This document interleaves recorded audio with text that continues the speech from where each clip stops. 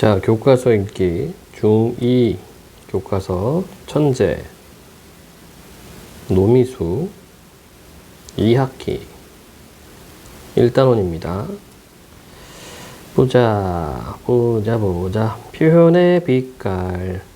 시로 표현하기와 이야기로 표현하기 두 가지가 있고, 그러니까 시와 소설이라고 생각하면 되겠고, 페이지 쭉쭉쭉 시 두 편, 먼 후일과 낙화가 있고, 그 다음에 이야기는 양반전이 있네.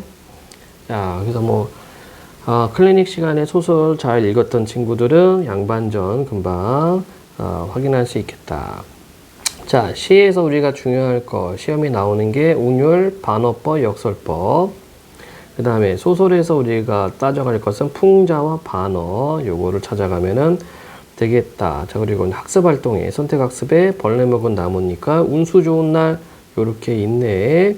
자, 그러면 먼저 시로 표현하기 보도록 해봅시다. 다음 시를 낭송하고 어떤 느낌이 드는지 이야기해보자 라고 되어 있는데, 우리가 시를 볼 때에는 정서를 찾자. 우리가 보는 시가 99%가 서정시입니다. 그 다음에 왜 그런 기분이 나오는지 찾고, 그 다음에 표현 기법 요렇게 찾아주면 된다. 그리고 이제 심상 정리하면 되겠죠. 심상 똑같은 말이 이미지, 이것과 똑같은 말은 감각. 그러면 볼까요? 실비 강종환. 실비 금비 내려라, 잔디밭에 내려라. 자, 내려라 요렇게 맞춰주는 것을 가군이라고 하고, 비슷한 어미를 쓰고 있고, 실비 꽃비 내려라, 꽃송이에 내려라 이렇게 되어 있네. 거의 유사통사 구조, 비슷한 통사, 문장 구조를 반복하고 있다. 자, 반복했을 때의 특징은 뭡니까? 운율이 형성이 되고 의미가 강조된다. 운율 형성과 의미 강조. 실비 싹비 내려라, 가지마다 내려라. 실비 떡비 내려라, 못자리에 내려. 못자리 연못. 실비 은비 내려라, 연못 속에 내려라 이렇게 되어 있다. 자, 이렇게 놓고 보니까 굉장히 이렇게 비슷한 문장 방식을 계속 반복함으로 인해서 리듬감을 형성하고 있고, 그 다음에 이렇게 비 내리는 것을 금비라고 표현해서, 그쵸? 금비, 꽃비, 싹비, 그리고 떡비, 은비 이렇게 얘기를 하고 있다. 그래서 비가 내린 것을 굉장히 좀 긍정적으로 받아들이고 있다. 자, 다음 한번 보도록 해보겠습니다. 필요 없고 먼 후일 바로 보도록 하죠. 김소월의 먼 후일. 정서 외 표현 기법. 먼 훗날 당신이 찾으시면 가정이 되겠네요. 먼 훗날 당신이 찾으시면. 자, 그럼 당신이 찾았다는 것은 뭐니? 그렇다면은 먼 훗날에는 나와 당신이 이별했다는 얘기죠. 그쵸? 즉 이별 상황이네. 지금 현재는 이별한 상황.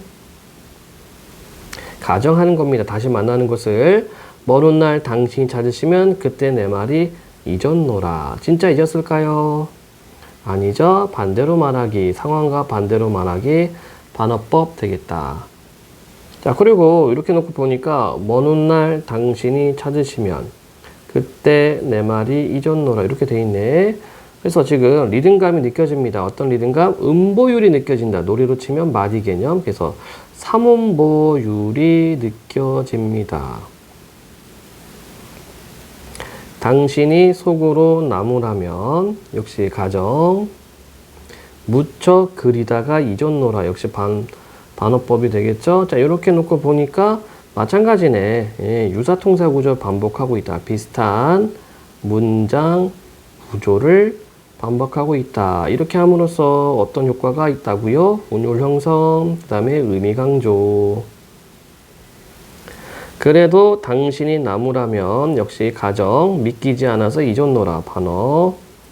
오늘도 어제도 안이 있고 먼 훗날 그때에 잊었노라. 역시 반어법이죠. 그래서 한마디로 보니 잊지 못한다 이런 얘기가 되겠다.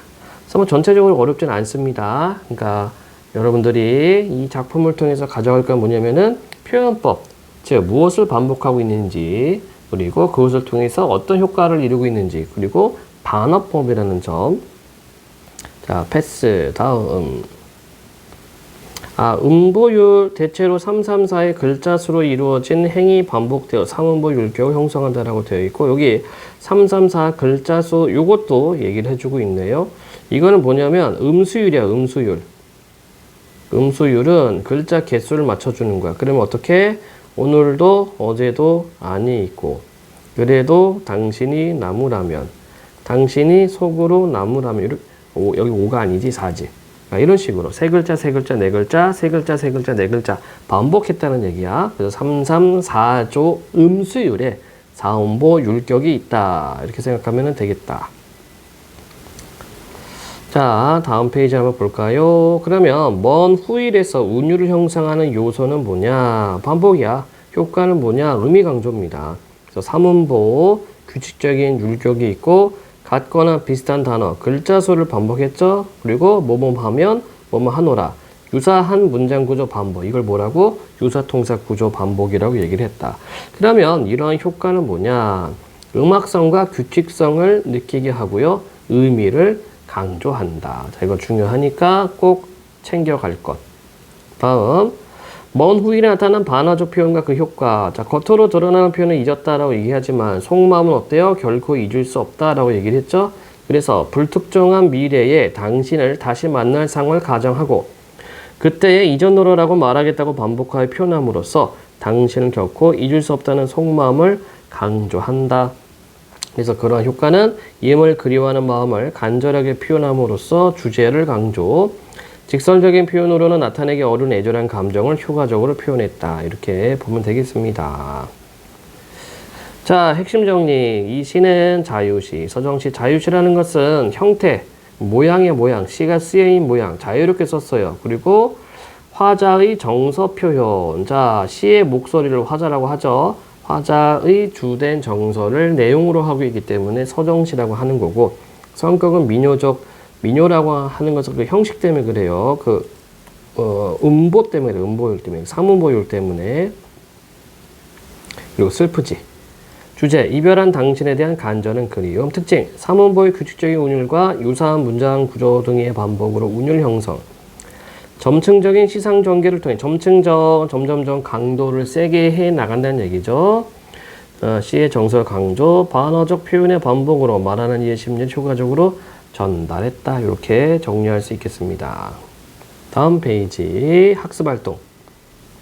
시에 나타난 운율과 그 효과를 파악해보자. 끊어읽는 부분을 고려하여 시를 낭송해보자. 먼 훗날 당신이 찾으시면 그때의 내 말이 잊었노라. 자, 그래서 3음보율, 그리고 세 글자 네 글자. 이제 조라고 하는 것은 글자 수가 반복된다는 얘기야. 그래서 운율이 느껴지는 이유는 3음보율이 반복이 되고, 같은 단어가 반복이 되고, 334조의 음수율이 반복이 되고, 뭐뭐 하면 뭐뭐뭐 잊었노라. 비슷한 문장 구조가 반복된다. 중요합니다.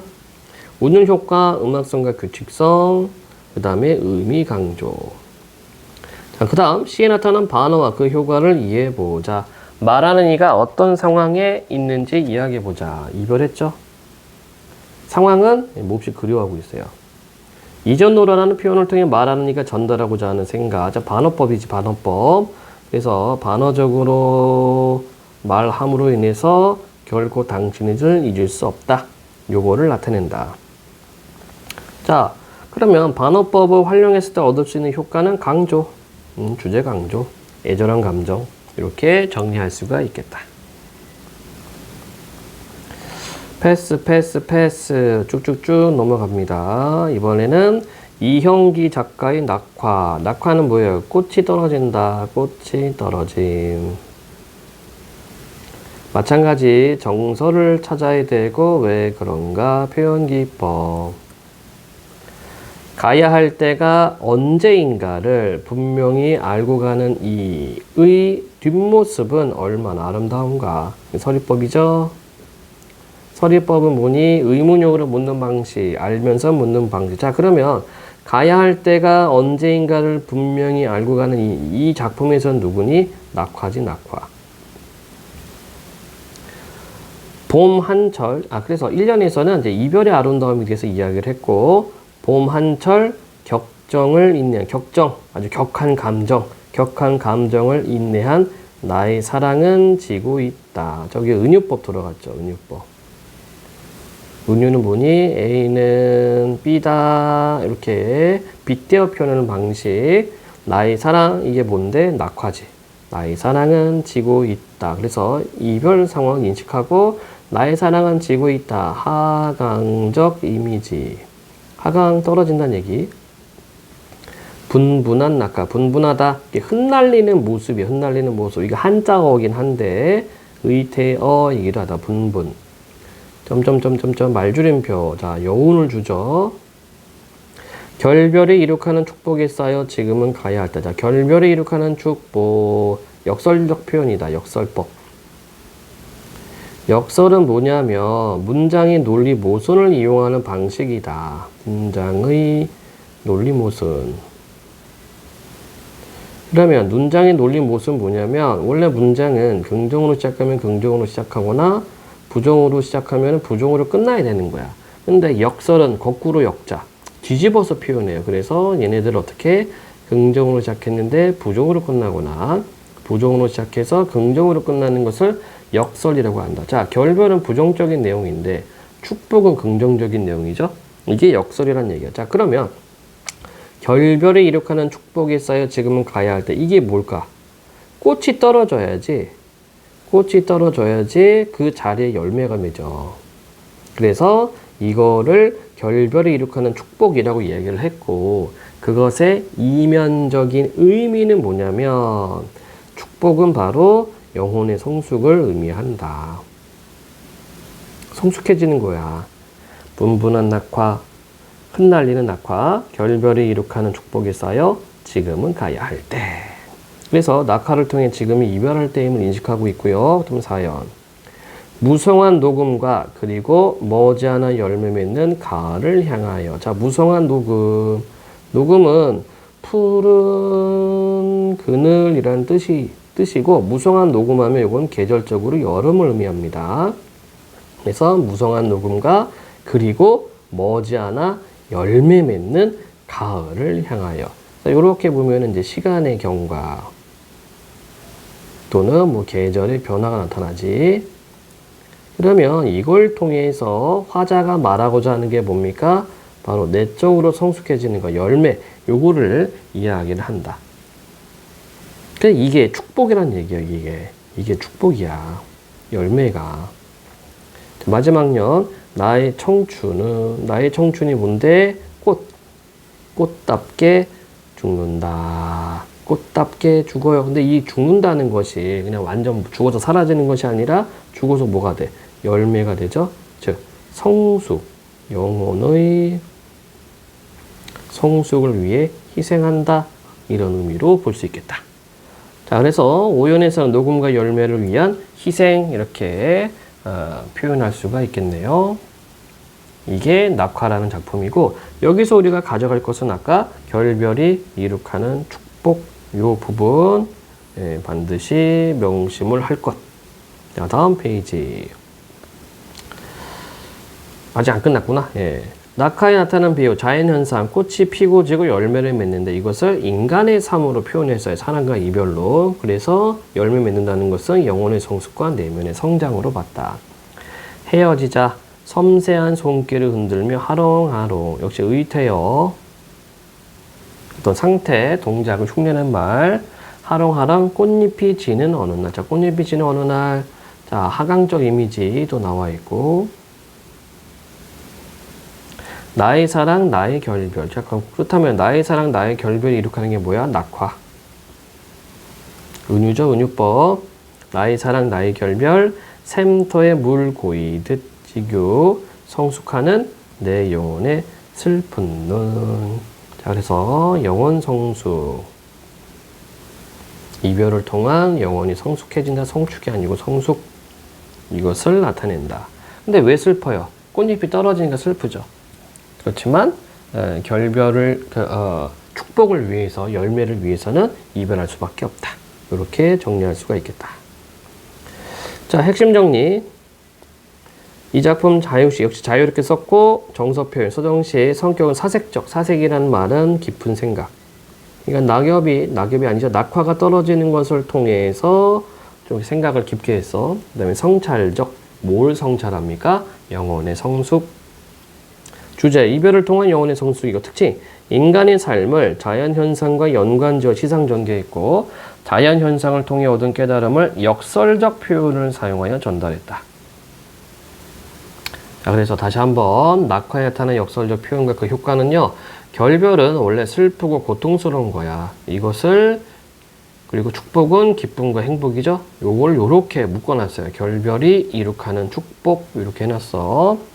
그래서 이런 효과가 참신하고 인상적 느낌을 주고 전달하고자 하는 의미를 강조해준다. 자, 다음 페이지 학습활동입니다. 시의 주요 내용을 파악하면 시를 감상해보자. 말하는 이가 어떤 장면을 바라보고 있는지 말해보자. 늦은 봄 꽃잎이 어지럽게 흩날리며 떨어진 장면을 바라보고 있다. 꽃잎 흩날리는 장면, 벚꽃 엔딩 뭐 이런 게 되겠네.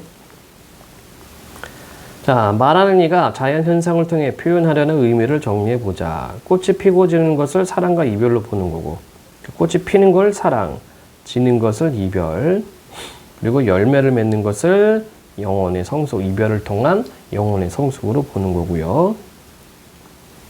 이 시의 주제는 꽃이 지는 것이 열매라는 결과로 이어지듯이 이별은 슬프고 고통스러운 체험이지만 그런 체험을 통해 삶의 성숙을 이룰 수 있다. 영혼의 성숙을 이룰 수 있다. 요게 이 작품의 주제. 자, 여기 역설법. 뭐 지는 것이 이기는 것이란다. 그쵸? 이것도 문장의 논리모선을 이용해서 표현한 것이고 역설법 꼭 기억을 해 둡시다. 다른 작품에서 비슷한 표현 찾는 문제 100% 출제가 됩니다. 다음 내용을 또 볼까요? 그다음에 또 뭐가 있나? 이거 뭐 어쩌란 얘기야? 몰라. 패스. 생각 모으기. 같은 단어나 비슷한 문장 구조를 반복하여 시의 운율을 형성할 수 있다. 그래서 반복하면은 운율 형성. 반어는 실제로 표현하고자 하는 의도와 반대되는 말, 즉 상황에 반대되는 말로 표현하는 것. 역설은 겉으로는 모순되거나 불합리해 보이지만 실제로는 그 안에 삶의 진실을 담고 있는 표현 방법. 그래서 역설이란 말 알아야 되겠지? 거꾸로. 설명. 거꾸로 설명하는 방식, 문장의 논리모순이라 얘기를 했다. 그쵸? 긍정, 부정 또는 부정, 긍정 이렇게 같이 쓰는 게 역설. 다양한 문학적 표현 방법을 통해 자신의 생각의 느낌을 개성 있게 드러낼 수 있다. 자, 가나의 표현 방법을 살펴보고 각 표현 방법 특징을 이야기해보자. 나를 잊어줘. 나를 잊지 마. 이거 반어법이죠? 너와 멀리 떨어져 있어도 나는 항상 네 곁에 있을 거야. 자, 멀리 떨어져 있는데 네 곁에 있을 거야. 말이 안 되죠? 역설. 이렇게 보면 되겠다. 즉, 헤어지기 싫다는 얘기지, 한마디로. 그 다음에 단어, 이별, 작별, 결별, 석별, 송별 이렇게 되어 있네. 이별은 헤어지는 거고, 작별은 잘 가라고 인사하는 거고, 결별은 완전한 이별이죠. 석별, 애석하다, 슬프다, 슬픈 이별, 송별, 잘가, 환송해줘요. 자, 지수는 가족과 길게 이야기를 나누지 못하고 작별했다. 이 그림은 중국 사신을 성대하게 송별하는 장면을 담고 있다. 현우는 졸업식에서 눈물을 흘리며 친구들과 석별의 정을 나누었다. 그래서 요거는 거의 한 단어처럼 쓰인다. 석별의 정. 한 표현처럼 써요. 그다음에 또 뭐가 있나? 네, 없네요. 자, 이렇게 해서 1-1단원 시에 관련된 걸 우리가 정리를 해봤고, 그 다음에 이야기로 표현하기도 바로 보겠습니다. 자, 학습 목표. 소설에 쓰인 문학적 표현 방법을 이해하고 자신의 가치 있는 경험을 개성적인 발상과 표현으로 형성할 수 있다. 한번 써보라는 얘기죠. 다음 광고에서 말하고자 하는 바. 언뜻 보면은 풀처럼 보이지만 사실은 비닐. 그러니까 쓰레기 버리지 말자는 얘기네. 공익광고. 자, 이거 중요한 거 나온다. 풍자는 어떤 표현 방법일까요? 부정적인 현상이나 모순 등을 웃음을 유발하여 비판하는 표현 방법이다. 그러니까 웃음으로 비판하는 것을 풍자라고 해요. 그래서 이 말도 알아야 돼. 희화화. 우스갯거리로 만드는 거야. 웃음거리. 웃음거리로 만듦. 요거를 꼭 기억을 해야 된다. 풍자 시험에 나옵니다. 그 다음에 문학작품에서 풍자를 활용하는 이유는 뭘까? 대상을 더 인상 깊게 비판할 수 있고 웃음을 주면서도 현실을 바로 볼 수 있는 통찰력을 갖게 하니까. 그래서 풍자 많이 쓰고 우리가 또 이 풍자의 민족이에요. 이 한국 사람들이. 자, 다음 그림을 보고 조선시대 양반의 생활이 어땠을지 추측해보자. 뭐 놀고 있네. 한마디로 놀고 있네. 아우 대접받고 있고. 예, 그렇죠? 또 공부도 하고 이러네. 자, 박지원의 양반전이다. 자, 요거는 원래는 한문 소설입니다. 한문 소설. 자, 작품 해설 먼저 보도록 할게요. 집권층의 허례허식과 허례허식, 헛된 예의와 헛된 의식이란 얘기야. 위선을 비판하고 이용후생, 이용후 두텁게 생은 생활. 이용후생이라 하면은 사람한테 이로운 것을 활용해서 어떤 생활을 좀 더 두텁게 하자 이런 얘기죠. 우리가 복지후생이라는 말을 쓰지. 예, 이때 후생이야. 자, 위선을 비판하고 이용후생을 강조하는 박지원의 작가 의식을 잘 드러나는 대표적 작품 가운데 하나로 조선 후기 양반 사회를 신랄하게 풍자한 고전 소설이다. 작가는 양반 신분을 매매하는 양반과 부자의 모습, 양반의 허례허식과 횡포가 드러나는 양반 매매 증서의 내용 등을 통해 무능하고 부도덕한 양반의 모습과 양반을 선망의 대상으로 삼고 신분 상승을 노리는 평민 계급을 함께 비판했다. 자, 한번 볼까요? 그러면 양반이란 선비를 높여서 부르는 말이다. 강원도 종성군에 한 양반이 살고 있었다. 자, 공간적 배경 나오고 이 양반은 어질고 글 읽기를 좋아하여, 자, 양반 성격이죠. 군수가 새로 부임할 때마다 몸소 그 집을 찾아가서 인사를 드렸다. 그런데 이 양반은 가난하여 해마다 관청에 환곡을 구워다 먹었다. 자, 환곡이라는 것은 가난할 때 관청에서 곡식을 빌리고 가을이 되면 이것을 다시 갚아요. 그런 곡식을 환곡이라고 그래. 그 빚을 갚지 못하고 해마다 쌓여 천섬에 이르렀다. 엄청나게 먹었네. 자, 그러니까 어때? 여기는 무능한 양반. 능력이 없어. 사람이 참 착한데 어질고 글 읽기 좋아하는데 능력은 없어요. 강원도 감사가 정선고를 돌아보다가 환곡 장부를 조사하고 크게 노했다. 화가 나. 그쵸? 어떤 놈의 양반이 나라 곡식을 충냈단 말이냐. 감사는 그 양반을 잡아가더라고 명했다. 군수는 그 양반이 가난해서 빚을 갚지 못하는 것을 딱하게 여겨 차마 가두지는 못했다. 그러나 군수도 양반의 빚을 해결할 방법은 없었다. 천섬이나 되기 때문에 이거 너무 커. 그러면 여러분 생각해 볼까? 왜 이렇게 많은 천섬은, 이 섬이라고 하는 건 2가만이야. 쌀 2가만이. 그럼 천섬이면은 쌀 2,000가만입니다. 어마무시하게 먹었죠. 그치? 지금 쌀 1가마니가 한 20만 원 하나요? 그럼 대략 한 4억 정도 빌린 거네. 오, 엄청 먹었다.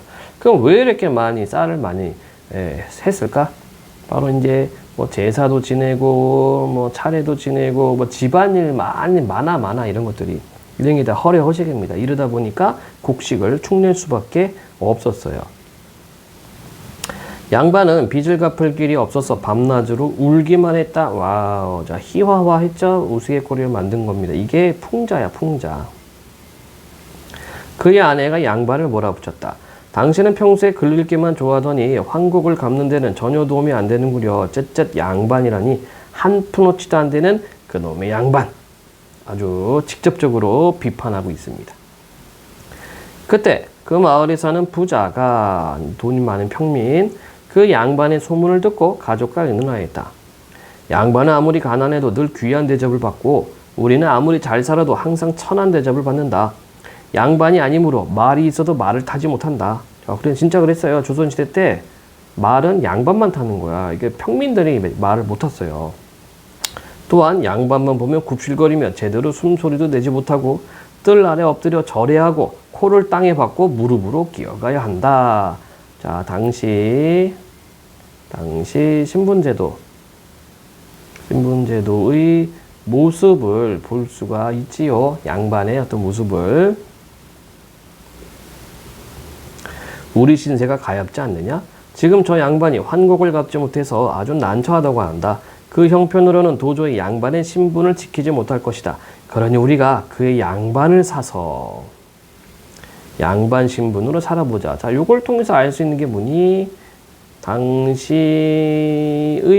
모습을 나타낼 수가 있죠. 이제 당시의 모습이 뭐야? 양반 매매.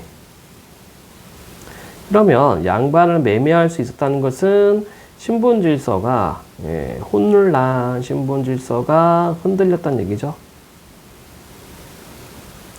부자는 그 양반을 찾아가 환곡을 대신 갚아주겠다고 청했다. 양반은 크게 기뻐하며 승낙하였다. 부자는 즉시 관청에 가서 양반 대신 환곡을 갚았다. 군수는 양반이 1000서민에 되는 환각을 모두 갚자 몹시 놀랐다. 군수는 환곡을 갚게 된 사정을 알아보려고 양반을 찾아갔다. 그런데 뜻밖의 양반이 번거지에 잠방이를 입고 길에 엎드려 소인 하며 자신을 낮추지 않는가? 자, 이때 번거지하고 잠방이는 평민 옷이에요. 그러니까 신분 질서가 다르기 때문에 양반이 입는 옷과 서민들, 일반 평민이 입는 옷이 달랐어. 그래서 번거지와 잠방이는 신분이 낮은 평민이 입는 옷이다. 또 소인 이건 자기를 낮추는 표현이야. 그뿐만 아니라 양반은 감히 군수를 쳐다보지도 못하였다. 그러니까 평민들은 양반을 똑바로 못 쳐다봤습니다. 군수가 깜짝 놀라 양반을 붙들고 물었다. 그대는 어째서 이런 짓을 하시오? 양반은 더욱 벌벌 떨면서 머리를 땅에 조아리며 아뢰었다. 황송하옵니다. 소인이 저 자신을 욕되게 하려는 것이 아닙니다. 환곡을 갚느라고 이미 양반을 팔았으니 이제는 이 마을의 부자가 양반입니다. 소인이 어찌 다시 양반 인세를 안 하겠습니까? 양반을 팔았기 때문에 스스로 평민이라고 얘기를 합니다. 금수는 감탄해서 말했다. 군자로구나 부자여, 양반이로구나 부자여. 부자이면서도 재물을 아끼지 않으니 의로운 일이요. 남의 어려움을 도와주니 어진 일이요. 천한 것을 싫어하고 귀한 것을 바라니 지혜로운 일이다. 이야말로 진짜 양반이로구나. 그러나 양반을 사고 팔면서 증서를 작성하지 않았으니 소송의 꼬투리가 될 수 있다. 그러니 고을 사람들을 불러 모아 증인으로 세우고 증서를 만들어서 양반을 사고 판 일을 모두에게 알리도록 하자. 나도 당연히 증서에 서명을 하겠다. 그러니까 증서를 써야 된다고 얘기를 하고 있네. 자, 하나 상식. 조선시대 계급이죠. 산업공상. 사농공상이야. 그리고 밑에 천민. 천민은 뭐 기생 또는 고기 잡는 사람, 백정 이렇게 있죠. 또 거지들. 그리고 평민이 농공상인데 이 평민들 사이에서도 농민을 으뜸으로 치고 그다음에 공민, 물건 만드는 사람, 그다음에 장사하는 사람을 맨 끝에 뒀어요. 요런 이렇게 포지션, 위치를 가지고 있다. 자, 군수는 관청으로 돌아와서 고을의 양반과 농사꾼, 장인, 장사치들까지 모조리 불러보았다. 여기 보면 장사치라고 하죠. 이게 어리석을 치자거든.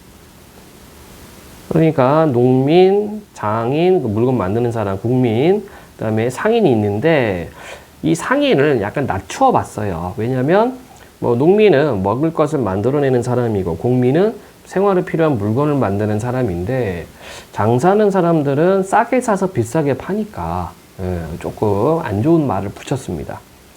그래서 농사치, 공사치 이런 말은 없죠. 장사치에만 있어. 어쨌든 산업공상의 농공상. 그리고 부자를 높은 자리에 앉히고 양반을 낮은 자리에 세워두고는 다음과 같이 증서를 작성하였다. 자, 여기 나타난 사회적 배경 한번 체크해 봅시다. 경제적으로 몰락하는 양반이 생겨났고요. 양반의 권위가 점차 사라지고 사회 경제적으로 성장하는 평민 계층이 등장했다. 이러다 보니까 엄격했던 신분 질서가 붕괴하기 시작했죠. 자, 이제 증서, 양반 증서입니다. 건륭 10년 9월에 이 증서를 만드노라. 증서 만든 날짜. 이 문서는 천선무로 양반을 사고 팔아서 환곡을 갚은 것을 증명한다. 양반이란 여러 가지를 일컬어진다. 글을 읽으면 선비라 하고 벼슬을 하면 대부라 하고. 여러분들 사대부 들어봤죠? 사대부. 바로 선비가 사고 관직에 들어가면 대부입니다. 이거 합쳐서 사대부라고 부르는 거야. 덕이 뛰어나면 군자라 한다. 무관은 서쪽에 늘어서고 문관은 동쪽에 늘어서는데 이것이 양반이다. 예. 그러니까 무반과 문반 이거를 합쳐서 양반이라고 해요. 따라서 선비, 대부, 군자, 무관, 문관 가운데 좋을 대로 부르면 된다. 더러운 일을 딱 끊고 옛사람을 본받고 높은 뜻을 가져야 한다. 매일 새벽에 일어나 등잔을 켜고서 눈은 가만히 코끝을 내려보고 발꿈치를 공중에 모으고 앉아 얼음 위에 박 밀듯이 그러니까 줄줄줄줄 거침없듯 동네 박이를 줄줄 외워야 한다. 배고픔과 추위를 참고 견디며 가난 타령은 아예 하지 말아야 한다. 어금니를 딱딱 마주치고 뒤통수를 톡톡 두드리며 칩을 입안에 머금고 가볍게 양치질하듯이 삼켜야 한다. 소매자락으로 털모자를 닦아 먼지를 떨어내어 모자의 물결 무늬가 뚜렷하게 해야 한다. 자, 거칠애를 중시하는 거죠. 물결 무늬 뚜렷하게 이렇게 흔히 요즘 말로 각 잡아야 된다는 얘기야. 세수할 때는 주먹으로 비비지 말고 입냄새가 나지 않게 이를 잘 닦아야 한다. 소리를 길게 뽑아서 종을 부르며 신발을 땅에 끌듯이 느릿느릿 걸음을 옮겨야 한다. 고문진보, 당시 품위를 깨알같이 베꼈으되 한 줄에 100자씩 써야 한다. 그러니까 여기까지가 양반이 지켜야 할 것들, 해야 할 것들 설명했어요. 손에 돈을 쥐지 말고 쌀값을 묻지 말고. 이 말은 뭐니? 생활하고 멀다. 그쵸? 경제적인 것을 신경 쓰지 말란 얘기야. 더워도 버선을 벗지 말고 격식을 차리란 얘기죠. 맨 상투로 밥상에 앉지 말고 밥보다 국을 먼저 먹지 말고 물을 후루룩 마시지 말고 젓가락으로 방아를 찢지 말고 생파를 먹지 말고 막걸리를 들이킨 다음 수염을 쭉 빨지 말고 담배를 피울 때는 볼이 움푹 배도록 빨지 말아야 한다. 자, 여기는 체면, 형식에 얽매인 양반이죠. 화가 난다고 아내를 때리지 말고 그릇을 내던지지 말고 아이들에게 주먹질을 하지 말고 죽으라고 종놈을 야단치지 말아야 한다. 소와 말을 꾸짖 때 그것을 판 주인까지 싸잡아 욕하지 말고 아파도 무당을 부르지 말고 제사 지낼 때 중을 부르지 말고 추워도 화로에 곁불을 쬐지 말고 말할 때 입에서 침을 튀기지 말고 소 잡는 일을 하지 말고 돈으로 노름을 하지 말아야 한다. 역시 마찬가지 위에서 있었던 그 양반으로서 하지 말아야 할 것들, 그러니까 실생활과는 좀 거리가 멀죠. 이러한 사항을 어기며 이 증서를 토대로 관청에서 양반의 옳고 그름을 따질 것이다. 종선군수가 서명하고 좌수와 별감이 증인으로 서명함. 이렇게 해놨습니다. 자, 그러면 이게 이제 첫 번째 양반 매매 증서인데 여기 내용과 풍자의 대상은요. 양반으로서의 지켜야 할 덕목과 행실을 나열을 했고 체면을 지키기 위한 허례허식에 얽매이는 양반의 모습이 나타납니다. 이게 첫 번째 증서에 있는 양반의 모습이야. 이걸 통해서 뭘 나타내니? 거칠애와 형식적 관념에만 얽매여 있는 양반의 모습을 풍자한 거죠. 이에 관청의 하인이 탁탁 도장을 찍는데 그 소리는 마치 북을 치는 것 같고 찍어놓은 모양은 하늘에 별이 펼쳐진 것 같았다. 그러니까 증서를 써놓고 도장을 꽝꽝 찍었네. 호장이 증서를 다 읽고 나자 부자는 어처구니가 없어서 한참이나 멍하니 있다가 말했다. 양반이라는 게 결국 요것뿐입니까? 저는 양반이 신성 같다고 들었는데 정말 이렇다면 너무 재미가 없는걸요. 원하건대 제게 이익이 되도록 문서를 고쳐주십시오. 자, 그러니까 이 부자가 양반을 산 이유가 뭐예요? 이익이 되려고. 그래서 문서를 다시 작성하였다. 자, 이번에는 두 번째 증서입니다. 하늘의 백성을 낳을 때 넷으로 구분하였다. 네 가지 백성 가운데 가장 높은 것이 선비이니 이것이 곧 양반이다. 양반의 이익은 막대하다. 농사도 짓지 않고 장사도 하지 않는다. 글만 대충 읽어도 크게 되면 문과 급제하고 작아도 진사가 된다. 문과 홍패는 팔뚝만 하지만 여기에 온갖 물건이 갖춰져 있으니 그야말로 돈자루다. 서른해야 진사가 되어 첫 벼슬을 얻더라도 오히려 이름난 음관이 되어 높은 벼슬자리에 오를 수 있다. 음관, 그러니까 음서제도. 음서제도는 뭐냐면 과거 시험을 보지 않고 뭐 그 추천을 받아서 이제 관직에 올라가거나 또는 뭐 아버지가 뭐 높은 자리에 있다 그럼 뭐 따라가는 겁니다. 언제는 종들이 양산을 받쳐줌으로 귀밑이 휘어지고 설렁쭉 이건 이제 큰 대간만이 뭐 대청말에 줄이 있어. 이거 당기면은 이렇게 종소리가 나. 그래서 종들 하인들을 부르는 소리야. 설렁줄만 당기면 종들이 예함으로 뱃살이 쳐진다. 방에서는 귀걸이로 치장한 기생과 노덕거리고 뜰에서는 남아도는 곡식으로 학을 기른다. 자, 그래서 이 부분에서는 게으르고 사치스러운 생활하는 양반의 모습이 나타나 있습니다. 벼슬을 아니하고 시골에 묻혀 살더라도 모든 일을 제멋대로 할 수 있다.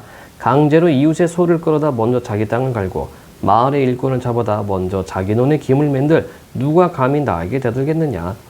니놈들 코에 잿물을 들이붓고 머리끄덕이를 잡아 휘휘 돌리고 귀밑 수염을 다 뽑아도 누가 감히 나를 원망하겠느냐. 자, 이거 횡포죠. 양반의 횡포. 횡포를 부려도 이 평민들은 뭐라고 못한다는 얘기입니다. 자, 여기까지네. 자, 그래서 여기 보면은 두 번째 양반 매매 증서의 내용과 풍자 대상이죠. 내용은 무의도식, 무의, 아무것도 안 하고 도식, 먹기만 해. 무의도식하며 비생산적인 양반의 모습을 나열했고요. 개인적인 이익만을 취하며 부당한 특권을 남용하는 양반의 모습이 있고 다른 계층의 횡포를 부리는 양반의 모습이 나타난다. 그래서 신분을 이용해 백성을 괴롭히고 부당한 특권을 남용하는 양반의 모습을 풍자했다.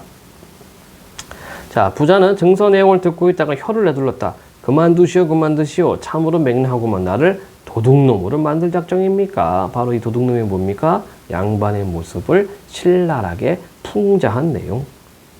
그러니까 이제 부자도 어때? 양반에 대해서 어떤 비판적인 시각이 있죠.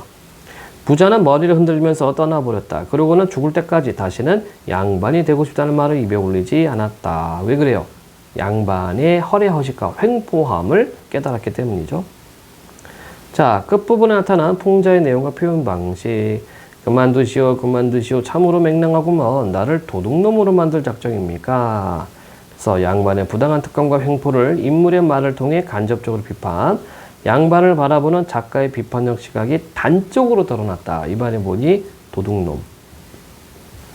핵심 정리. 자, 요거 도둑놈 요거 잘 알고 있어야 돼요. 그 시험이 나온다. 핵심 정리. 고전소설이면서 한문소설이고요. 성격은 풍자 비판적. 배경. 조선 후기 강원도 정선이었습니다. 주제는 양반의 허례허식과 부정부패에 대한 비판. 특징. 조선 후기 사회적 상황이 사실적으로 드러나 있고 증서의 내용을 통해 간접적으로 당대 양반 계층의 모순과 부조리를 폭로했다. 자, 학습활동 양반전의 주요 사건 파악하기. 요건 여러분들 우리가 지금 쭉 읽어왔기 때문에 잘 정리해 보시고요. 작품 속 인물과 사회 모습을 파악해보자. 양반이 처한 상황을 중심으로 주변 인물의 입장이나 행동을 정리해보자. 자, 양반은 어때요? 어질고 글릴게를 좋아하지만 빚을 갚지 못해 자신의 양반 신분을 팔게 됐죠. 이게 무능력해, 무능력. 아내, 글릴기가 빚을 갚는데 전혀 도움이 되지 않음을 비판했죠. 부자, 평소 천한 대접을 받는 것을 한탄하며 양반 신분을 사려 하나 양반의 실제 모습을 알게 되자 양반 되기를 포기. 그래도 이 부자는 좀 양심은 있네. 군수, 양반 신분을 사고판 일을 고을 사람들에게 알리자며 증서를 작성. 자, 그러면 증서 내용을 통해 나타난 양반의 모습 어떻습니까? 실생활과 동떨어져 있는 생활을 합니다. 그러니까 무능력하죠. 그리고 강제로 이웃의 소를 끌고 자기 땅을 먼저 간다. 일꾼을 잡아다. 횡포죠, 횡포. 양반은 횡포. 자, 그렇다면 이 작품에 드러난 당시 사회 모습은 어떠냐? 18세기 후반에 경제적으로 몰락한 양반 계층이 생겨나면서 양반의 관위는 점차 사라져갔고 부를 축적한 평민 계층이 등장하여 경제력을 바탕으로 신분 상승을 도모하면서 신분 질서가 동요란 말이 흔들리는 얘기야. 이렇게 되겠다. 그러니까 이제 양반을 이렇게 매매를 했다는 얘기죠. 자, 다음 장면을 바탕으로 작품에 나타난 풍자와 그 효과를 이해해보자. 당신은 평소에 글 읽기만 좋아하더니 환국을 감대는 전혀 도움이 안 되는 건 쯧쯧 양반이라니 한 푼어치도 안 되는 그놈의 양반. 그러니까 양반의 어떤 그 가치를 한 푼어치도 안 된다라고 비판했습니다. 그만두시오, 그만두시오. 참으로 맹랑하고만 나를 도둑놈으로 만들 작정입니까? 예, 아주 신랄한 비판이 되겠죠. 그래서 아내는 양반의 무능력함을, 부자는 양반의 부도덕함을 풍자를 하고 있다. 다음. 자, 요것도 우리가 챙겨가야 되겠다. 양반전에 나타난 풍자의 표현 방식과 효과. 양반을 조롱하고 희화화하여 웃음을 유발하면서 양반의 부정적인 모습을 비판했다. 그래서 직접적인 비판보다 대상을 더욱 인상 깊게 비판하고 웃음을 주면서도 현실을 바라볼 수 있는 통찰력을 갖게 한다. 나머지는 패스. 나는 만화로 표현해야지. 숲에 있어요. 공사 안 해? 아, 고민해. 넌 여기 왜 왔니? 여기 우리 집인데. 예. 그래서 이 공사로 인해서 어떤 도시화가 진행되니까 이런 곰과 같은 동물들이 갈 곳이 없네. 패스. 자, 생각 모으기. 풍자는 현실의 부정적 현상이나 모순 등을 빗대어 웃으면서 비판하는 표현 방법. 풍자는 대상의 부정적인 면을 우스꽝스럽게 표현함으로써 웃음을 유발. 문학작품에서 풍자를 활용하면 전하는 내용을 더욱 강조하여 나타낼 수 있다.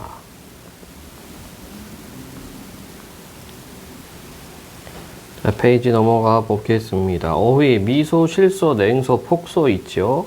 한번 따라가 볼까? 미소, 따라라라라따, 따라라라라따. 소리 없이 빙긋이 웃음 또는 그런 웃음을 미소라고 하고, 실소, 따라라라라따, 따라라라라. 어쩌군이 없어 저도 모르게 웃음이 툭 터져 나옴 또는 그 웃음. 냉소, 따라라라라따, 따라라라라. 자, 쌀쌀한 태도로 비웃음, 그런 웃음. 폭소, 따다따다따, 따다따다따따따따따따따따. 웃음이 갑자기 세차게 터져 나옴 또는 그 웃음을 폭소라고 한다.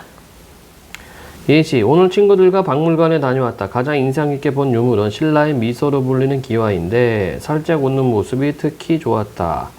그런데 친구가 이 기와에 나타난 표정을 우스꽝스럽게 흉내내는 모습이 무척 재밌어서 폭소를 터뜨렸다. 이렇게 되어 있네요.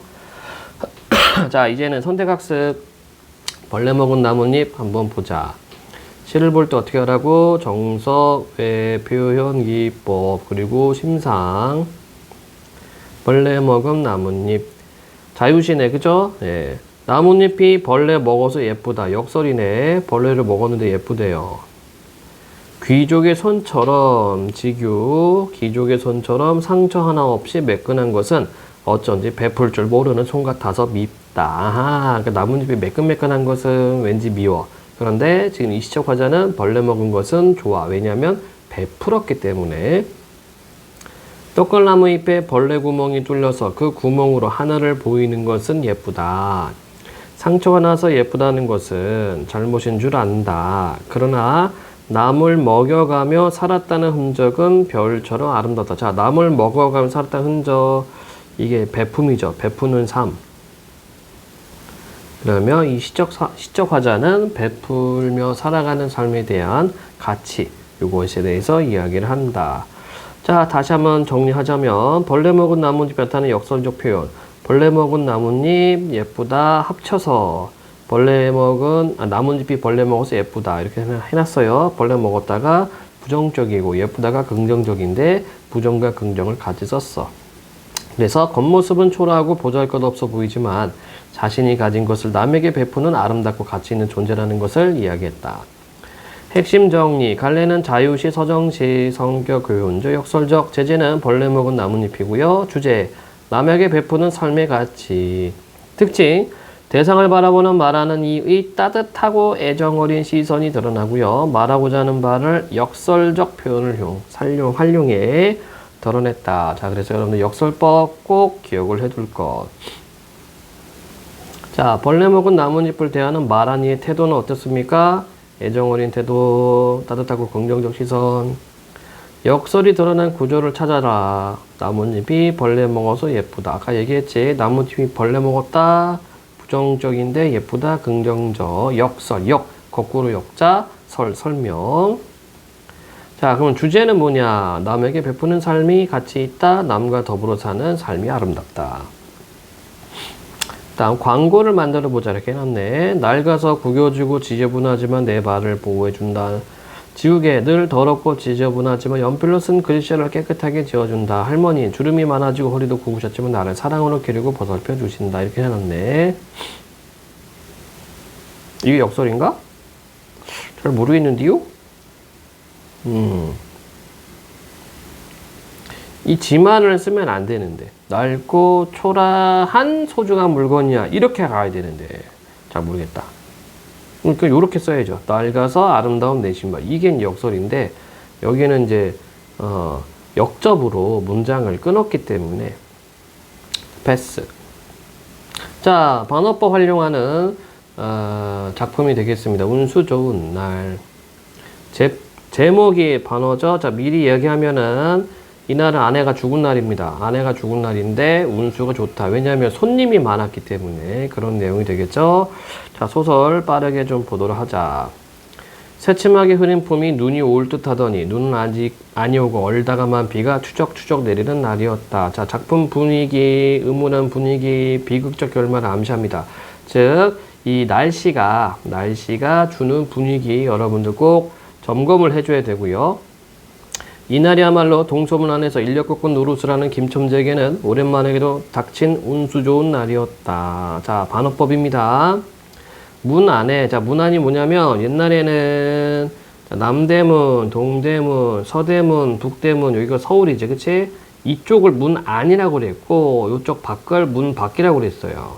지금은 이제 성벽은 없지만, 문 안에, 거기도 문 밖은 아니지만 문 안에 들어간답시는 앞집 마마님을 전찻길까지 모셔다 드린 것을 비롯으로 행여나 손님이 있을까 하고 정류장에서 어정과정하며 내리는 사람 하나하나에게 거의 비는 듯한 눈길을 보내고 있다가 마침내 교원인 듯, 교원, 뭐 학교에서 일하는 사람, 교원인 듯한 양복쟁이를 동광학교까지 태워다 주기로 되었다. 자, 그러니까 좀 이렇게 장거리를 뛰는 거죠. 장거리를 뛰니까 돈을 좀 많이 벌 거 아니야.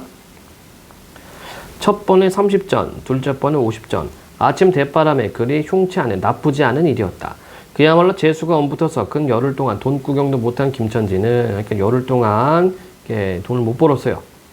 10전짜리 백동화 서폰 또는 5푼이 찰칵하고 손바닥에 떨어질 때 거의 눈물을 흘릴 만큼 기뻤다.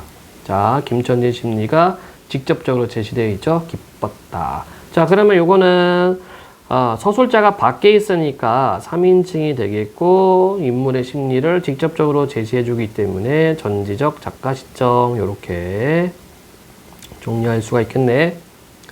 더구나 이날 이때 이 80전이란 돈이 그에게 얼마나 유용한지 몰랐다. 컬컬한 목에 모주 한 잔도 적실 수 있거니와 그보다도 앓는 아내에게 설렁탕 한 그릇, 아내에 대한 애정이 되겠죠. 한 그릇도 사다 줄 수 있습니다. 자, 미리 이야기하지만 이 김첨지는 약간 츤데레적인 그런 모습을 보이지. 겉으로는 막 이렇게 좀 우악스럽고 막 이렇게 하지만 속으로는 굉장히 좀 따뜻해요. 그의 아내가 기침으로 쿨룩거리는지 벌써 달포가 넘었다. 한 달 좀 넘었어. 조밥도 굶기. 조밥은 뭐니? 우리는 쌀밥을 먹지, 그치? 예. 이거 곡식 종류의 하나다. 조밥도 굶게를 먹다시피 하는 형편이니 물론 약한 첩 써본 일 없다. 가난해요. 구태여 쓰려면 못쓸바도 아니로되 그는 병이란 놈에게 약을 주어 보내면 재미를 붙여서 자꾸 온다는 자기 신조에 어디까지 충실하였다. 그러니까 어떠니? 약에 돈 안 써. 예? 약을 먹으면은 이 병이 더 세진다고 생각하는 거야. 따라서 의사에게 보인 적이 없으니 무슨 병인지는 알 수 없으되 반드시 누워가지고 일어나기는커녕 모로 옆으로도 몸 눕는 것을 보면 중증은 중증인 듯. 병이 이토록 심해지기는 열흘 전에 조밥을 먹고 체한 때문이다. 그때도 김천지가 오래간만에 돈을 얻어서 좁쌀 한 대와 10전짜리 나무 한 단을 사다 주었더니 나무 지금은 가스보일러 쓰고 도시가스, 천연가스 쓰고 있잖아요. 옛날에는 그런 게 없으니까 나무를 떼는 거야. 이게 연료야, 연료. 김천지 말에 의지하면 그년이 천반위축으로 냄비에 대고 끓였다. 너무 배고프니까 빨리 먹으려고. 마음은 급하고 불길은 달지 않아 채 익지도 않은 것을 그년이 숟가락은 그만두고 손으로 움켜서 뒷밤에 주먹덩이 같은 혹이 불고지도록 누가 빼앗을 듯이 처박자 하더니만 그날 저녁부터 가슴이 땡긴다, 배가 캥긴다, 눈을 흡뜨고 지랄병을 하였다. 여기 보면 이제 비속어 사용이 있죠. 이걸 통해서 무엇을? 사실감을 더하고 있다. 그때 김천지는 여러와 같이 성을 내며 에이 조랑복은 할 수가 없어. 못 먹어 병, 먹어서 병 어쩌란 말이야. 왜 눈을 바로 뜨지 못해? 하고 김천지는 알른이의 뺨을 한번 후려갈겼다. 홉뜬 눈은 조금 바로졌건만 이슬을 맺혔다. 김천지 눈시울도 뜨끈뜨끈한 듯 하였다. 미안하니까. 그러니까 김천지가 막 이렇게 막 욕도 잘하고 행동도 좀 우악스럽지만 그래도 아내를 생각하는 마음이 있어요. 이 환자가 그러고도 먹는 데는 물리지 않았다. 사흘 전부터 설렁탕 국물이 마시고 싶다고 남편을 졸랐다. 이런 조밥도 못 먹는 년이 설렁탕은 또 처먹고 지랄병을 하게? 라고 야단을 쳐보았건만 못 사주는 마음이 시원치는 않았다. 자, 그래서 김천지의 어떤 속마음을 우리가 볼 수가 있네. 자, 그러면 김천지 상황이 어때요? 아내가 아파도 돈을 벌기 위해 아내를 두고 일을 하러 나온 김천지 모습, 조밥을 챙겨 먹거나 아플 때 약을 쓰기도 어렵고 오랜만에 먹는 밥을 허겁지겁 먹는 아내의 모습, 가난이다 가난. 다음, 이제 설렁탕을 사줄 수도 있다. 자, 이렇게 보니까 이 작품은 역순행적 구성을 가지고 있다. 역순행적 구성은 뭐냐면은 시간 순서대로 가는 것이 아니라 시간을 거슬러서 서술하고 있지요. 과거일 섞여 있다는 얘기야. 이제 설렁탕을 사줄 수도 있다. 왜? 아침부터 돈 벌었으니까. 앓는 어미 곁에서 배고파 보지 않은 개똥이에게 죽을 사줄 수도 있다. 80전을 손에 쥔 김천지의 마음은 푼푼하였다. 모자람 없이 넉넉해요. 그러나 그의 행운은 그걸로 그치지 않았다. 땀과 빗물에 섞여 흐르는 목덜미를 기름주머니가 다 된 광목수건으로 닦으며 그 학교 문을 돌아 나올 때였다. 뒤에서 인력거! 하고 부르는 소리가 난다. 자기를 불러놓은 사람이 그 학교 학생인 줄 김천지는 한 번 보고 짐작할 수 있었다. 그 학생은 다짜고짜로 남대문 정거장까지 얼마요? 라고 물었다. 아마도 그 학교 기숙사에 있는 이로 동기는 이제 겨울방학을 이용하여 귀향하려 함이니라. 오늘 가기로 작정했건만 비는 오고 지문이 있고 해서 어찌할 줄 모르다가 마침 김천지를 보고 뛰어나왔음이니라. 그렇지 않으면 왜 구두를 채 신지도 못해서 질질 끌고 비록 고쿠라 양복일 망정 노바기로 계속해서 비를 맞으며 김천지를 뒤쫓아 나왔을까? 남대문 정거장까지 말씀입니까?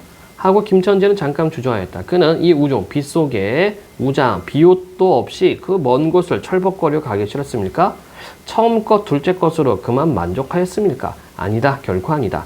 이상하게도 꼬리를 맞물고 덤비는 이 행운 앞에 조금 겁이 났습니다. 그러고 집을 나올 때 아내의 부탁에 마음에 캥겼다.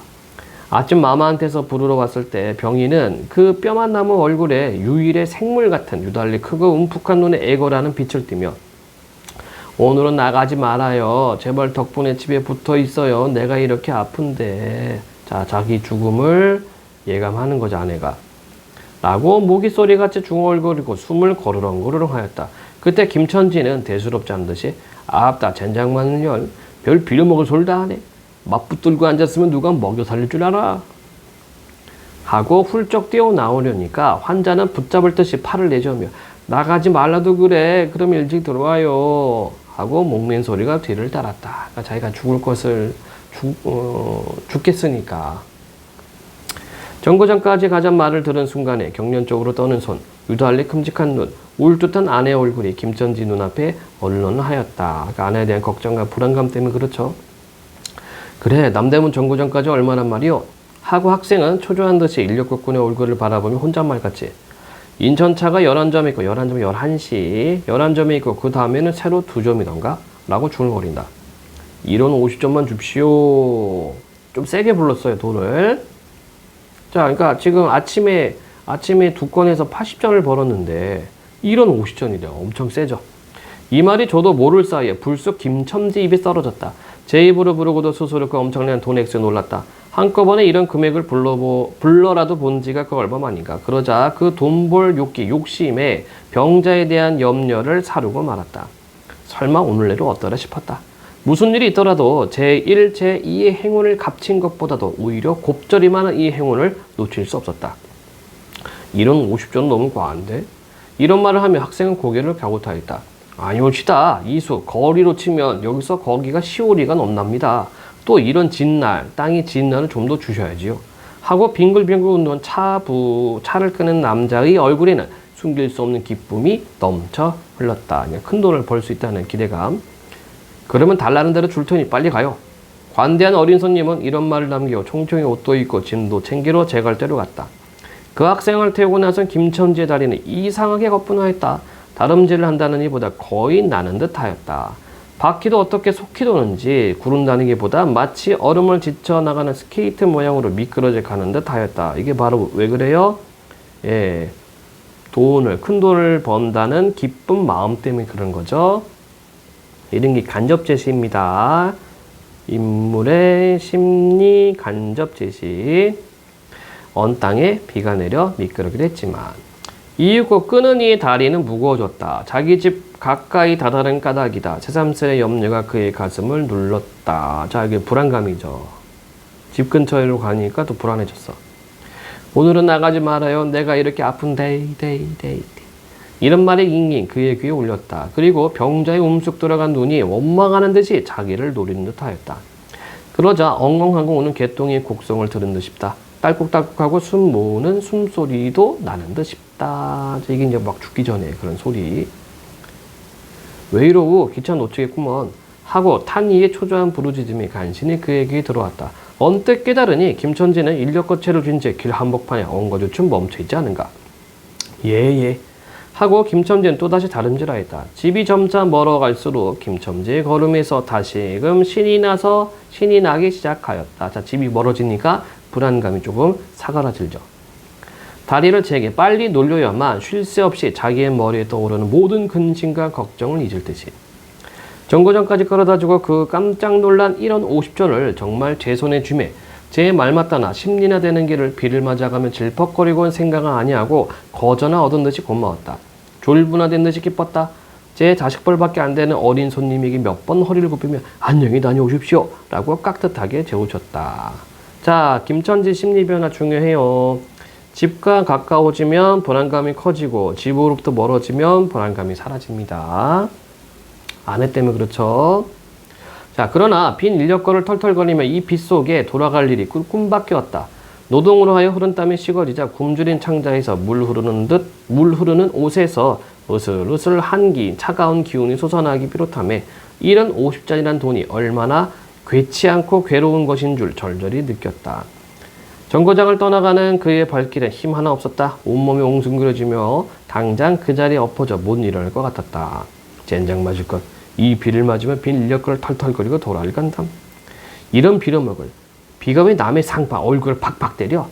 그는 몹시 화증을 내며 누구에게 반항이나 하는 듯이 개걸거렸다. 화가 나죠. 분노가 치밉니다.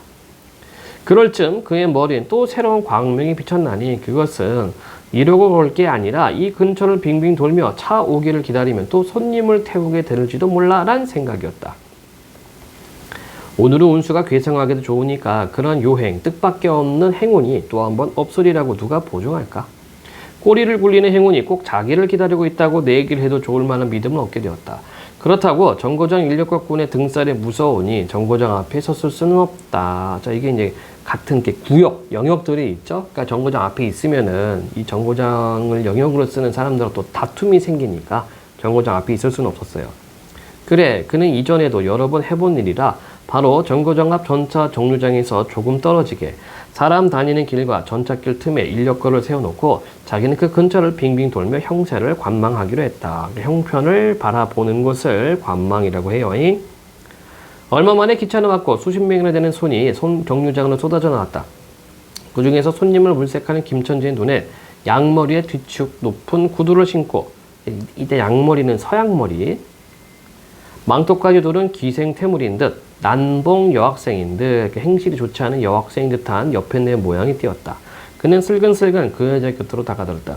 아씨, 인력거 아니 다시랍시오. 그 여학생인지 뭔지가 한참은 매우 때깔을 빼며 입술을 꼭 다문 채 김천지를 거들떠보지도 않았다. 김천지는 구고라는 거지나 무엇같이 계속해서 그의 기색을 살피며 아씨, 정거장 애들보다 아주 싸게 모셔다 드리겠습니다. 댁이 어디신가요? 하고 추근추근하게 그 여자 들고 있는 일본식 버들고리짝에 제 손을 댔다. 왜 이래? 남 귀찮게. 소리를 병력같이 지르고는 돌아선다. 김천지는 어랍쇼 하고 물러섰다. 전차가 왔다. 김천지는 원망스럽게 전차 타는 일을 노리고 있었다. 그러나 그의 예감은 틀리지 않았다. 전차가 빡빡하게 사람을 싣고 움직이기 시작했을 때 타고 남은 손님 하나가 있었다.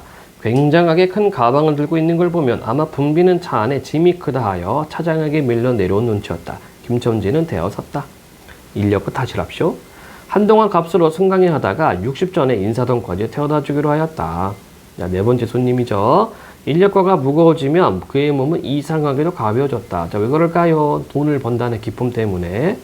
그리고 또 인력거가 가벼워지니 몸은 다시금 무거워졌건만 이번에는 마음조차 초조해 온다. 집의 광경이 자꾸 눈앞에 어른거려 이제 요행을 바랄 여유도 없었다. 나무 등걸이나 무엇 같고 제 것 같지도 않은 다리를 계속해서 꾸짖으며 갈팡질팡 뛰는 수밖에 없었다. 저놈의 인력거꾼이 저렇게 술이 취해가지고 이 진땅이 어찌가노? 라고 길 가는 사람이 걱정을 하릴 만큼 그의 걸음은 황급하였다. 흐리고 비오는 하늘은 어두침침하게 벌써 황혼에 가까운 듯하다. 자, 우울하고 어두운 분위기 형성, 불행한 사건 암시라고 되어 있죠. 네. 창경원 앞까지 다다라서, 자, 지금은 창경궁이에요. 일제강점기 때 일본 놈들이 창경궁을 동물원으로 만들어놨어. 거기에 이제 뭐라고 해야 되나, 어떤 그 왕족을 조금 이렇게 모멸하려는, 그래서 뭐 동물똥, 동물 냄새로 뒤범벅하려고 창경궁을 창경원으로 만들었는데 지금은 다시 궁궐로 다시 복원했어요. 자, 창경원 앞까지 다다라서 그는 턱에 닿은 숨을 돌리고 걸음도 늦춰잡았다. 한 걸음 두 걸음 집이 가까울수록 그의 마음조차 괴상하게 누그렀다. 그런데 그 누그러움은 안심해서 오는 게 아니요, 자기를 덮친 무서운 불행을 빈틈없이 알게 될 때가 박두한 것을 두려워하는 마음에서 오는 것이다. 자, 그러니까 아내가 죽었겠다라고 생각을 하는 그런 마음이 다가오고 있어요. 그는 불행에 다닥치기 전 시간을 얼마쯤이라도 늘리려고 버르적거렸다. 기적에 가까운 벌이를 하였다는 기쁨을 할 수 있으면 오래 지내고 싶었다. 그는 두리번 사면을 살폈다. 그 모양은 마치 자기 집, 곧 불행을 향하고 달려가는 제 다리를 제 힘으로는 도저히 어찌할 수가 없으니 누구든지 나를 좀 잡아다오, 구해다오 하는 듯 하였다. 그러니까 불행감을 느끼고 있고, 그럴 즈음에 마침 길가 선술집에서 그의 친구 치삼이가 나온다. 그의 우글우글 살찐 얼굴에 주홍이 도는 듯 온 턱과 뺨을 시커멓게 구렛나룻이 덮었거든. 노릇탱탱한 얼굴이 바짝 말라서 여기저기 고랑이 파이고 수염도 이때야 턱 밑에만 마치 솔잎송이를 거꾸로 붙여놓은 듯한 김천지 풍채 모습하고는 기이한 대상을 짓고 있었다. 자, 친구 치삼이하고 이제 외양 묘사 했는데 좀 대비되고 있죠. 치삼이랑 조금 모습이 달라. 여보게 김천지, 자네 문 안 들어갔다 오는 모양이세 그려. 돈 많이 벌었으다니 한 잔 빨리게 한 잔 사, 이런 얘기죠. 뚱뚱보는 말라깽이를 보던 마트에 부르짖었다. 그 목소리는 몸집과 딴판으로 연하고 싹싹하였다. 김천재는 이 친구를 만난 게 어떻게 반가운지 몰랐다. 자, 왜 반가워요? 저 불안감을 좀 누그러뜨릴 수 있으니까. 자기를 살려준 은인이라 무엇같이 고맙기도 하였다. 자네는 벌써 한잔한 모양일세 그려. 자네도 오늘 재미가 좋아 보이. 하고 김천재는 얼굴을 펴서 웃었다. 아따, 재미 안 좋다고 술 못 먹을겠는가. 그런데 여보게, 자네 온몸이 어째 물독에 빠진 생쥐 같은가. 어서 이리 들어와 말리게. 선술집은 훈훈하고 뜨뜻하였다. 추어탕을 끓이는 솥뚜껑 열정마다 뭉게뭉게 떠오르는 흰김. 석쇠에서 뻐지직 구워지는 너비아니. 굴이며 제육이며 간이며 콩팥이며 북어문 빈대떡. 이 너저분하게 늘어놓은 안주탁자. 김천지는 갑자기 속이 쓰려서 견딜 수가 없었다. 자, 배고프죠? 마음대로 할 양이면 거기 있는 모든 먹은 먹이를 모조리 깡그리 집어삼켜도 시원치 않았다. 그러되 배고픈 사람은 우선 분량 많은 빈대떡 2개를 쪼이기로 하고 추어탕을 한 그릇 청했다. 줄인 창자는 음식 맛을 보더니 더욱더욱 비워지며 자꾸자꾸 드리라 하였다. 순식간에 두부와 미꾸라지 든 국 한 그릇을 그냥 물같이 들이고 말았다. 추어탕 원샷 했네. 셋째 그릇을 받아들었을 때 덮이던 막걸리 곱빼기 2잔이 데워졌다.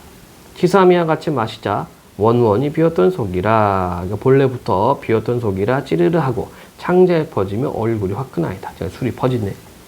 눌러 곱빼기 한 잔을 또 마셨다. 김천지의 눈은 벌써 개게 풀리기 시작하였다. 석쇠에 얹힌 떡 2개를 숭덩숭덩 썰어서 볼을 불룩거리며 또 곱빼기 2잔을 부어라 하였다. 치삼은 의아한 듯 김천지를 보며 여보게 또 붙다니 벌써 우리가 넉 잔씩 먹었네. 돈이 40전일세. 라고 주의시켰다. 아따 이놈아 40전이 그리 끔찍하냐. 오늘 내가 돈을 막 벌었어. 참 오늘 운수가 좋았느니. 그래 얼마를 벌었단 말인가. 30원을 벌어서 30원을. 이런 젠장맞을 술을 왜 안 부어. 괜찮다 괜찮아. 막 먹어도 상관없어. 오늘 돈 산더미같이 벌었는데. 이 사람 취했군. 그만두세. 이놈아 그걸 먹고 취할랬냐. 어서 더 먹어. 하고는 치삼의 귀를 잡아치며 취한 이는 부르짖었다. 그리고 술을 붓는 15,6세 됨직한 중대가리에게로 달려들며 머리를 좀 빡빡 깎았나봐. 이놈 왜 술을 붓지 않어? 라고 야단을 쳤다. 중대가리는 히히 웃고 치삼을 보며 문의하는 듯이 눈짓을 하였다. 그러니까 돈이 있는지 없는지, 술을 따라야 되는지 말아야 되는지.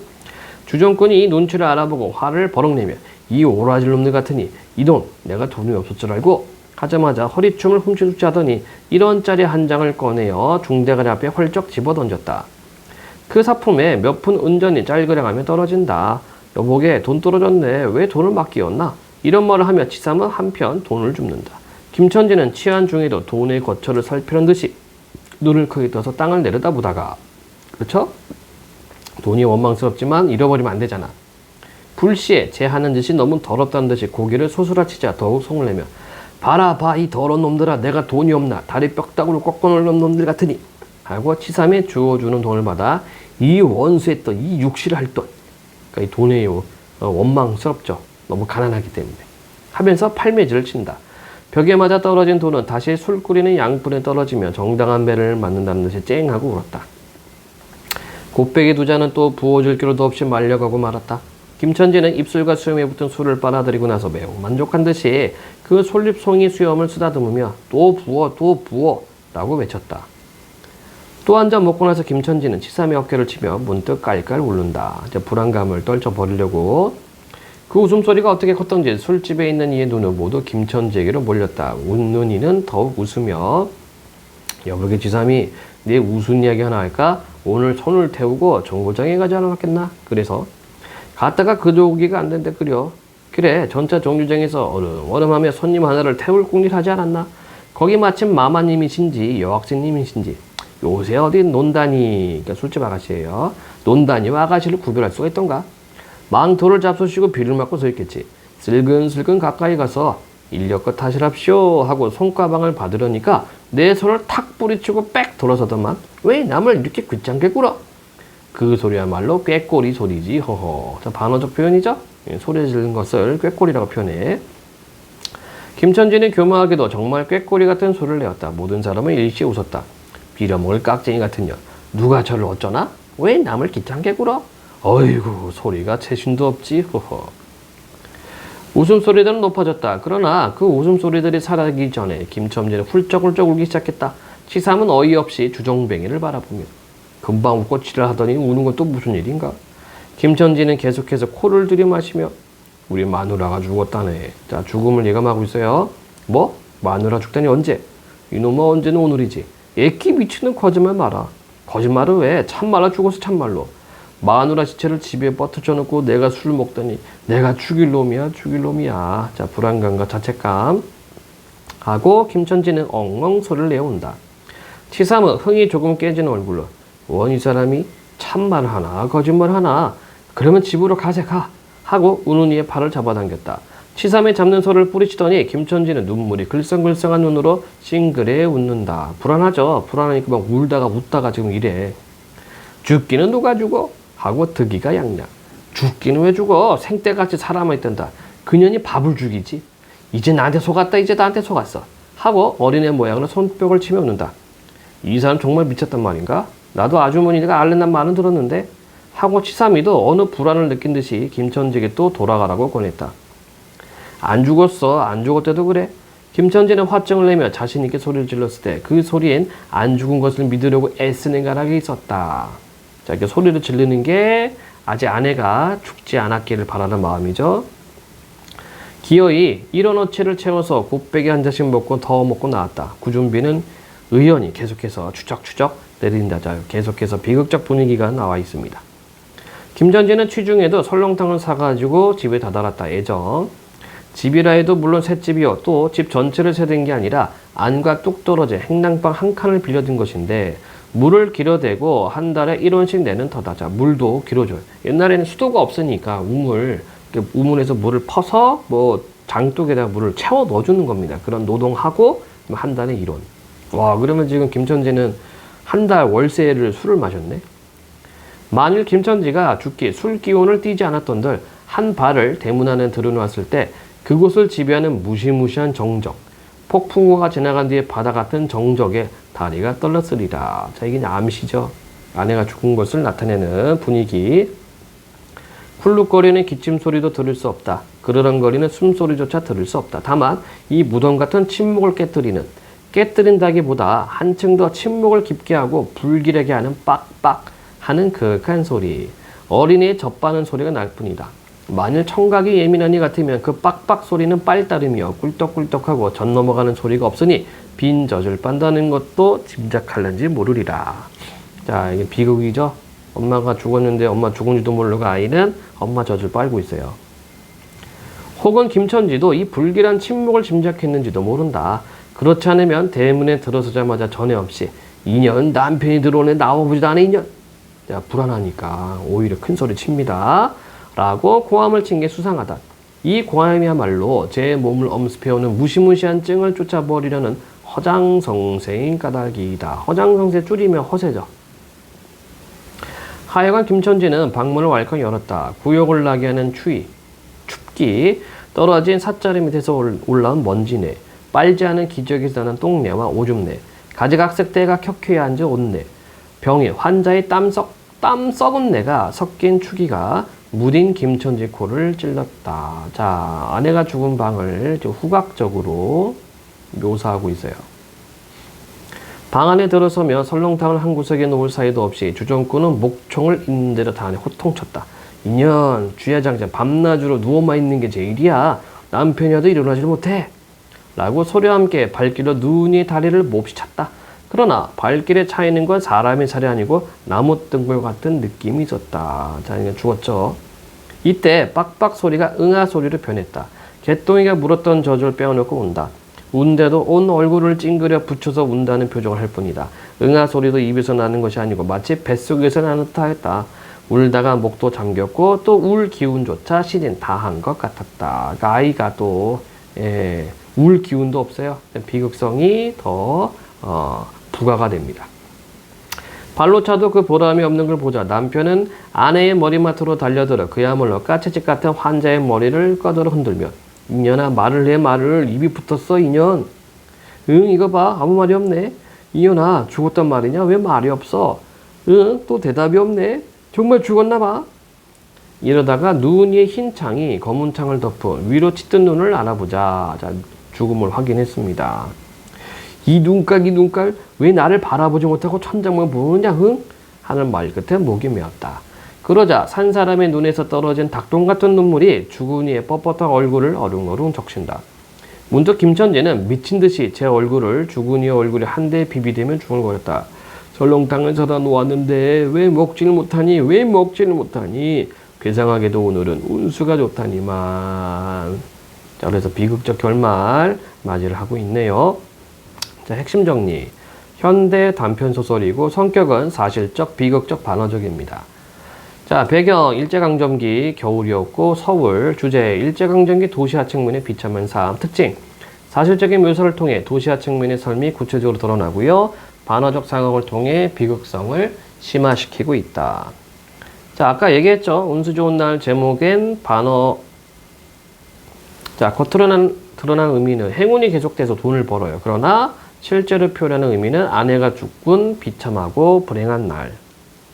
그래서 제목을 이렇게 반어법으로 표현한 것은 아내의 죽음이 지니는 비극성을 더 강조하고 일제강점기 하층민의 비참한 삶을 더 강조한다.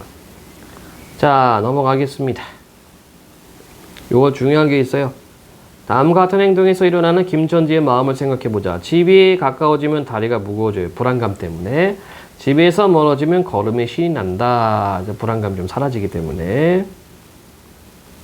하루 동안 김천지에 일어난 행운과 불행. 불행은 뭐 아내 죽음이고 김천지 행운은 계속해서 손님을 데려다 주고 많은 돈을 벌게 된 거죠. 자, 세 번째 거 중요. 이 작품 제목에 사용된 표현 방법, 반어법, 효과, 비극성 강조. 다음 페이지. 여기는 모두 말동이니까 패스하도록 하겠습니다. 자, 이렇게 해서요. 뭐 내용이 더 거의 다 정리가 된 것 같죠? 네, 좋습니다. 이렇게 해서 1단원 교과서 읽기를 마치도록 하겠습니다. 자, 운수 좋은 날에서 중요한 것은 뭐라고? 반어법 중요하고, 그 다음에 이 심리, 인물 심리가 어떻게 변하고 있는지, 그리고 김천지가 집에서 가까워질 때와 멀어질 때 어떠한 심리였는지 꼭 정리를 해야 되겠다. 끝.